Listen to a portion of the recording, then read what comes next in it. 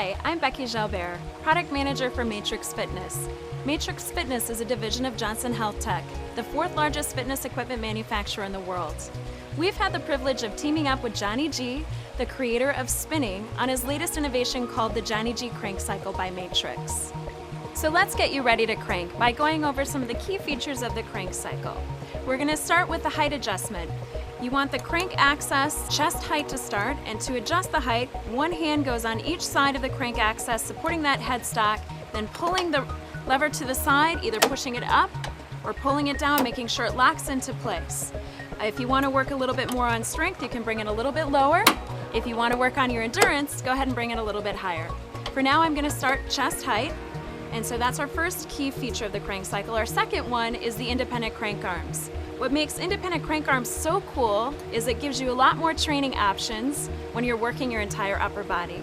So we're going to go over 4 basic movements, starting with a single arm right. And your resistance knob is at the top. If you want to add resistance, you turn the knob towards the plus sign. If you want to take off some resistance, go ahead and turn the knob to the minus sign.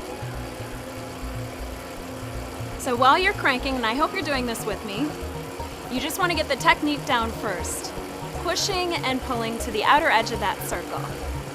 Nice and fluid, nice and soft. So we can also work our left side, single arm left. It might feel a little bit different, one side versus the other. That's okay. It's all about working to get our body back in balance from the left to right. Pushing and pulling to that outer edge. If you feel a little slip or catch, you really need to focus on that transition from the push to the pull or the pull to the push. So in addition to the singles, you can also do what's called a double by adding a little more resistance, letting those crank arms go back to home base right at the bottom, sinking them up at the bottom, rolling them together over the top. You might start to feel one side maybe get ahead of the other one. That's okay. You focus to keep your body in balance from left to right. And again, make sure your resistance matches your speed. And if you get out of sync, come back to the bottom, sync them up, roll it again.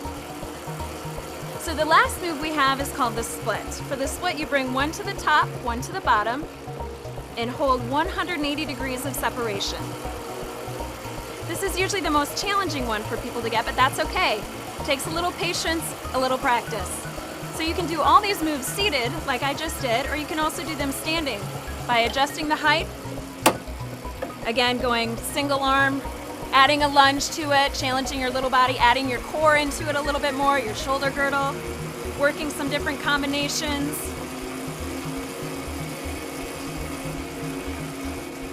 And just having some fun. So one more feature I want to talk about next is called the rotation mechanism. This allows us to work the back side of our body. So we always want to bring the headstock to the very top position.